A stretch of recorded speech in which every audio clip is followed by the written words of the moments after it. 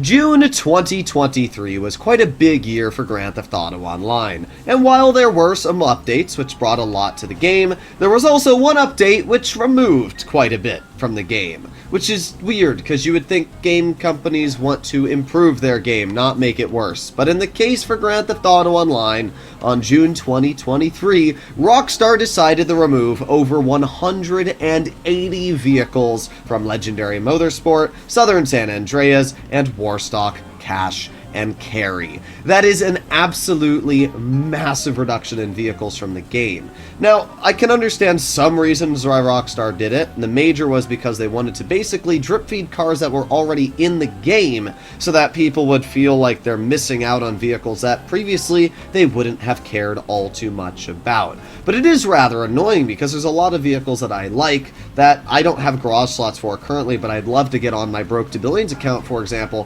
which I've just started for 2024. But oh well. In today's video, I'm going to be going over the 5 vehicles that I think were a real shame Rockstar removed, and if they do come back, whether it is in Simeon's or luxury autos, or if you have GTA Plus that you can get your hands on. So, as always, if you enjoy this type of content, make sure to click that subscribe button, and let's get straight into it, starting off with the 5th place vehicle being the Dinka Jester race car. This vehicle not only looks amazing with an absolutely fantastic livery, which looks great in a lot of different paint schemes, but it is also just a really solid sports car. Even though it is one of the OG vehicles added into Grand Theft Auto Online, it features a very solid top speed, over 120 miles per hour, and it features the 19th best lap time for sports cars in the game. If you play on PC like me, and you take out probably 5 or 6 HSW cars that exist, that still ranks us within the top 15 to 14 best sports cars in the game.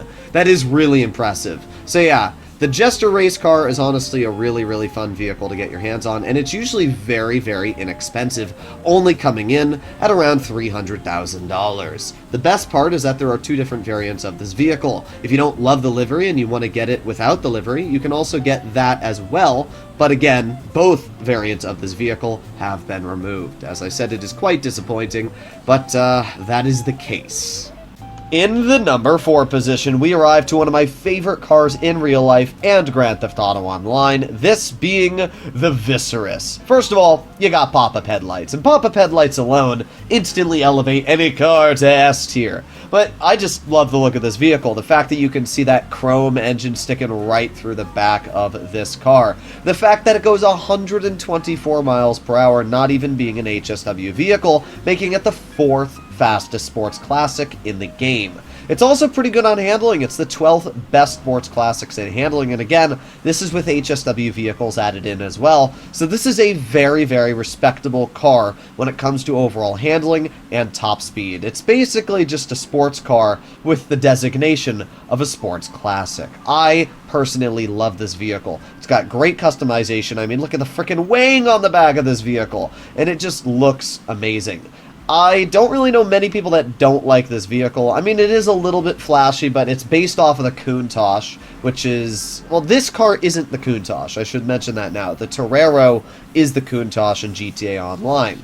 But the Pantera de Tomaso is basically an American take on the Countach, which is what this vehicle is based off of. So, yeah, kind of a mixed-matched history there.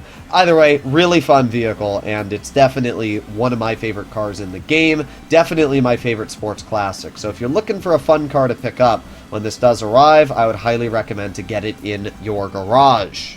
In the number 3 position, we arrive to the Comet SR. This looks like the normal Comet, which has been in the game since release day. The differences between these 2 vehicles on customization aren't all too crazy. In fact, if you didn't go too crazy on the spoiler like I have, you can probably make this vehicle look pretty dang close to a stock Comet found on the streets. But that will fool a lot of people. What won't fool them is the speed and overall handling. this is one of the best sports cars in terms of handling in the game. It's in the top 15, which is pretty dang impressive for lap time. Not only that, but it's not even that fast, only going at about 122 miles per hour. Now, that's weird. You might be saying, well, isn't being slower worse? Well, not necessarily. It's got a good enough top speed to get the job done. What I love, though, is that it's got really good handling to make up for that speed deficit, so it's not really that much of an issue. I love cars that handle well because it makes them really fun to drive through tight streets like I'm doing currently. It's just a really, really fun thing in general. In fact, funny enough, we have a Comet right in front of us, and we can see the similarities between these two cars. I mean, they look almost identical from the back to the front. They are very similar vehicles, and it's very easy for people to confuse the cars and then get absolutely swept away when you actually bring this thing out on the track. So I love the Comet SR. I think it's a really fun, underrated car. Let me know what you guys think in the comments about this vehicle. Moving from a very good handling sports car to an incredibly good handling supercar, we have the Ocelot XA21. I love this car for many reasons. First of all, it has a pop-up spoiler, and I think pop-up spoilers just look so nice to watch them come out once you start to accelerate past a certain speed.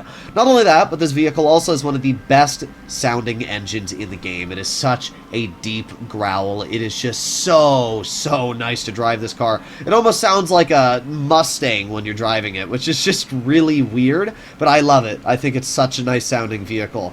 And then, the other great part about the XA21 is the fact that it is very good on handling. It is the 15th fastest supercar in the game, and once again, that is with HSW cars being added into the equation. So that's pretty dang impressive, especially for only going 122 miles per hour. So while it may not have much speed, it has incredibly good handling, making it a very enjoyable car to drive and get from point A to point B with. The interior of this vehicle does have a digital speedometer, which means you can actually read how fast you're driving, as we can see right there. And my favorite part about this car is just how nice it looks. This is such a nice looking vehicle. I mean, Jaguar in real life does a great job on their cars, and I don't think anybody can deny that this is one of the most aggressive looking vehicles in the game. It has such a nice sleek design going for it. I love the way the engine is somewhat transparent through the back, the way you've got those little arches on the back. It is such a nice looking vehicle. I'm a huge fan of it. So let me know what you guys think about the XA21, but I would definitely say that this is a super underrated vehicle, and that if you have the opportunity to pick it up in the future, get your hands on it. I absolutely love this car. In the first place position, we arrive at the Viser Neo. I love the way this car looks. It's kind of got like that Corsita vibe going for it, but it's a lot more aggressive.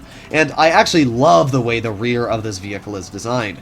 I remember when it was first added into the game, I really didn't like the back of this car. I thought it was ugly, and I made fun of my friend for liking it. But the more I have played with this vehicle, and I've enjoyed it, the more I've actually started to like the overall design of this car. Maybe it's just copium, I don't know. But I actually really like the overall look of this car. I think the front is absolutely fantastic. It's super aggressive. The side view of this car is great. And the rear, I actually really like the way the lights just kind of shine throughout the whole vehicle. So I'm a big fan of the overall design. It has a lot of liveries, which is really nice. You can customize the car in any way you like.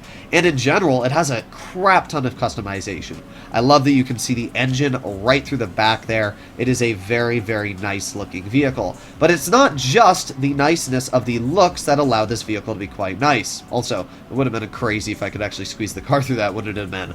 But no, the Viser is also quite fast. It achieves a top speed of 125 miles per hour, making it the 20th fastest sports car in top speed, and it has the 10th best lap time for all sports cars in the game. That is pretty dang impressive. So it's got that great sweet spot of maneuverability and top speed that every sports car wants. I mean, you can get a sports car with great top speed like the Pariah or the Italia RSX, but they might struggle a bit in the handling. Where the Neo, it has both, and because of that, it's just really fun to drive. However, I could not fit it between those two vehicles there. Either way, this is my list of the 5 best vehicles to pick up that Rockstar has removed. Yes, there are other cars that I think are really good. I love the Zarusso. The Masacro race car is also another great shout. There are a lot of vehicles that I can tell you that I would personally pick up if they do get released. But obviously, I make sure to let you guys know on the weekly updates what I think is good and what I think is bad. So make sure you stay tuned for weekly updates every Thursday, and let me know if you agree or disagree, if there were other cars that you think I should have mentioned in today's video, or some of the cars that I mentioned I should have left out over others.